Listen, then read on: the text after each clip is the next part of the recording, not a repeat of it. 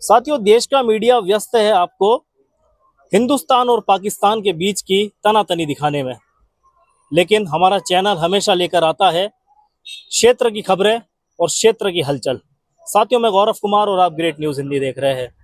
साथियों, 2 दिन पूर्व माध्यमिक शिक्षा मंडल भोपाल का रिजल्ट डिक्लेयर हुआ था 10वीं और 12वीं का, जिसमें कई विद्यार्थियों ने टॉप किया था। लेकिन साथियों, जिस प्रकार से अभी तनातनी चल रही है दो देशों के बीच, उसी में ये खबरें कई दब सी गई है। हमारा क्षेत्र इस ओर ध्यान ना देते हुए, इन प्रतिभाओं की खुशियां ना मनाते हुए सिर्फ उन खबरों को देखा जा रहा है और बड़ी मीडिया का ध्यान भी उधर ही है। साथियों, मैं आया हूँ लांजी तहसील में, हमारे नेताजी सुभाष चंद्र बोस जी के चौक पर, और उसी के समीप एक घर है।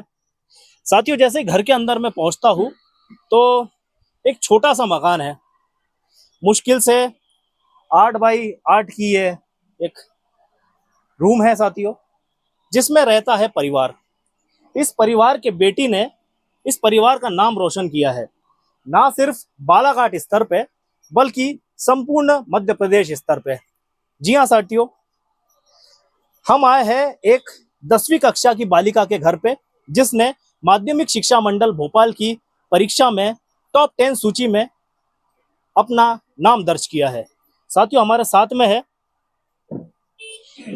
कुमारी जानवी टिकेश्वर। 99% मार्क्स इन्होंने 10वीं में लाए हैं। आइए साथियों, जानते हैं कैसी क्या प्रिपरेशन रही है इनकी, किन समस्याओं के बीच में इन्होंने अपनी पढ़ाई की, क्योंकि हमारा जो क्षेत्र है यह अत्यधिक नक्सल प्रभावित क्षेत्र में आता है। जिस गांव से ये बिलोंग करती है वे गांव नेवरवाही ग्राम पंचायत का एक छोटा सा गांव कुडप्पा है, जो कि अपनी नक्सल गतिविधियों के कारण, अपने पिछड़ेपन के कारण बड़ा फेमस है। कई मूलभूत सुविधाएं जो शासन को वहाँ पे प्रोवाइड करवानी चाहिए वो वहाँ पे प्रोवाइड नहीं है। आज भी आज़ादी के इतने वर्षों के बाद में वहाँ पे सुविधाएं नहीं है, और ऐसी असुविधाओं से निकल के ये बेटी आज मध्य प्रदेश की एग्जाम माशिम की उसमें टॉप 10 में आई है। बेटा, सबसे पहले तो आपको बहुत बहुत शुभकामनाएं। Thank you sir. कैसी क्या प्रिपरेशन रही अब तक? कहाँ पे पढ़ाई करते थे, कौन से स्कूल? मैं पहली से 8वीं तक की तो राजभारती स्कूल में पढ़ी, फिर 9th और 10th मैंने साकेत पब्लिक स्कूल से किया है, और आगे भी मैं 11th 12th वहीं से करने वाली हूँ, और मैं अभी जेई की प्रिपरेशन कर रही हूँ। इतने परसेंट बन गए आपके, टॉप 10 में आ गए, उम्मीद थी इतना? जी सर, उम्मीद तो थी, क्योंकि मैं उस हिसाब से ही पढ़ रही थी कि मेरे को लाना ही है, एमपी में कुछ तो करना है आगे कर, इसलिए। अच्छा, हम ये देख रहे हैं कि आप हमारे लांजी के वनांचल का एक गांव है कुडप्पा गांव, है ना, नक्सल प्रभावित भी है, वहां से आप बिलोंग करते हैं। गांव छोड़ने का कारण क्या रहा और आपने लांजी में आके आपने पढ़ाई करी? गांव छोड़ने का कारण यह है कि गांव में यातायात के साधन भी नहीं है, और फिर स्कूलें भी अच्छी नहीं है, पूरे 12th तक स्कूल नहीं है, और फिर आने जाने में बहुत दिक्कत होती थी। अगर कभी गाड़ी आ भी गई तो फिर बरसात के दिनों में पुल वगैरह भी भर जाते थे, तो जिसकी वजह से कई दिनों तक स्कूल के एब्सेंट होते थे और पढ़ाई में बहुत ज़्यादा दिक्कत होती थी। तो वहाँ पर मेरे को लगता है कि यातायात के साधन ठीक करवाने चाहिए, और रोड वगैरह भी बनवाया जाए, और पुलें भी बनवाई जाए, और हमारे गाँव पे थोड़ा ध्यान दिया जाए। अच्छा, मतलब इस हिसाब से देखा जाए कि आप तो वहां से निकल के यहाँ पे आ गए, आप तहसील में पढ़ाई कर रहे हैं, लेकिन आपके साथ के कई बच्चे अभी भी वहाँ पे पढ़ रहे हैं और उनको तमाम दिक्कतें आती है, और उनकी दिक्कतों के लिए भी आप आवाज उठा रहे हैं कि हाँ, शासन को, प्रशासन को उस ओर ध्यान दिया जाए। साथियों, ये जो आप मेडल देख रहे हैं, ये मेडल इन्हें आज कलेक्टर साहब ने प्रदान किया है, ये प्रशस्ति पत्र प्रदान किया है। आप भली भांति आप वीडियो में देखेंगे, 495 आउट ऑफ 500, 99% मार्क्स इस बालिका ने लाया है, बालाघाट का नाम रोशन किया है। साथियों, अब क्या बनना चाहोगे? 10वीं तो अपन ने क्लियर कर ली, 11th में कौन सा सब्जेक्ट लोगे? 11th में मैं पीसीएम लेने वाली हूँ, मैथ्स। अच्छा, और फिर आप तो कोशिश यही रहेगी कि अब 12th में भी टॉप करो, नहीं क्या? जी सर। और भविष्य में क्या बनना चाहते हो? भविष्य में तो मैं सॉफ्टवेयर इंजीनियर बनना चाहती हूँ, और आईआईटी बॉम्बे कॉलेज मेरा सपना है। सब आईआईटी में चले जाओगे तो फिर आईएएस वाईएएस कौन बनेगा, कलेक्टर कौन बनेगा, देश को कौन संभालेगा? फिर इंजीनियरिंग क्यों बनना चाहते हो? सर ये मेरा पैशन है, मेरे को बचपन से ही शौक था कि इंजीनियर बनूं। साथियों, जिस प्रकार से कुछ बातें की हमने, जिसमें ये बालिका ने सीमित शब्दों में हमें बताया क्या उसका मोटिवेशन रहा है और भविष्य में वो क्या बनना चाहती है, इसी प्रकार से इस बिटिया के माता पिता से हम मुलाकात करेंगे, उनसे बातचीत करेंगे कि किन परेशानियों के बीच में उन्होंने बच्चों को पढ़ाया लिखाया और आज इस मुकाम पे पहुंचा है कि उनकी बेटी। साहब, सबसे पहले तो खूब खूब बधाई आपको। आपको भी बहुत बहुत धन्यवाद सर जी। आपने गांव छोड़ा, अब जी तहसील में आए, जी यहाँ से बच्चों को पढ़ाया। जी गांव क्यों छोड़ा? सर, गांव छोड़ने का मेरा एक ही उद्देश्य था, बच्चों की पढ़ाई। मेन फोकस था मेरे को बच्चों की पढ़ाई के हिसाब से उनको गांव छोड़ना था। अब मुझे अच्छी शिक्षा देना है तो मुझे यहाँ से गांव से शहर जाना होगा, और शहर में मैं सोच रहा हूँ कि लांजी जो है हम वहाँ तक अपन जा सकते हैं। और मैं ग्राम पंचायत नेवरवाई में रोजगार सहायक के पद पर पदस्थ हूँ और मेरा जनपद कार्यालय भी लांजी है, तो मुझे यहाँ भी आना जाना होता था। और मैं 2 साल तक के बच्चियों को वहाँ से मार्शल से अप डाउन कराया।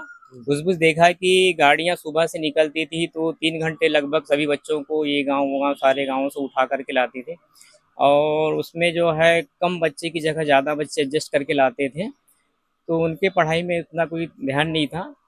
तो एक ये था कि बस हम बच्चों को भिजा भर रहे हैं लांजी, बाकी पढ़ाई में उनका स्तर उतना अच्छा नहीं था।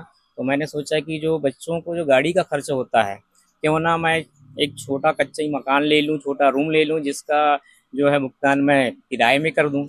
अब मुझे जनपद तो आना भी होता है, सप्ताह में मैं 15 दिन में जनपद के काम से, तो मतलब ये सब हो जाएगा।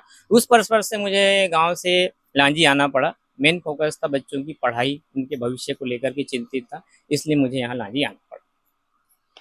आपने जैसे कि बताया कि आप रोजगार सहायक इस जी, पद पे है, जी। वेतन कितना क्या मिलता है अभी? सर अभी वर्तमान में तो 18,000 है, इसके पहले तो 9,000 में भी हमने चलाया है। शुरू स्टार्टिंग में तो 3200 मिला, 5,000, फिर डायरेक्ट 9,000 हुआ, फिर 18,000 वर्तमान में ले रहे हैं।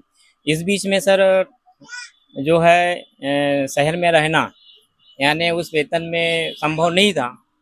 तो मैडम ने हमारे यहाँ धर्मपत्नी ने सिलाई का काम पहले से ही करती थी, रूटीन में आने को था। स्टार्टिंग में ऐसा है कि जमने टाइम लगता है, तो उनकी सिलाई अच्छी चलने लगी और काफ़ी मेहनत करती है, ओवर टाइम काम करती है, तो जिससे जो है हमारा जो है मेंटेनेंस बरकरार रहा। मतलब बच्चों को पढ़ाने में दोनों माँ बाप का जी, बरोबर योगदान जी। रहा है ना? हाँ, जहाँ तक अगर आपने खर्चा उठाया है जी। तो वैसे की वैसे जो माँ है जी जी बालिका की, जी। उन्होंने भी बराबर सहयोग दिया है बिल्कुल, आपका। जो बिल्कुल। कुंवारी जानवी टिकेश्वर की माता जी हमारे साथ में है, आपको बहुत बहुत शुभकामनाएं जी। जी थैंक यू। अ, आप क्या कार्य करते हैं? क्योंकि जो इनके पिताजी है उन्होंने बताया कि आप सिलाई का काम करते हैं, उनका सहयोग करते हैं। सिलाई कितने वर्षों से कर रहे हैं आप? जी मैं तो सिलाई 7-8 साल से कर रही हूँ।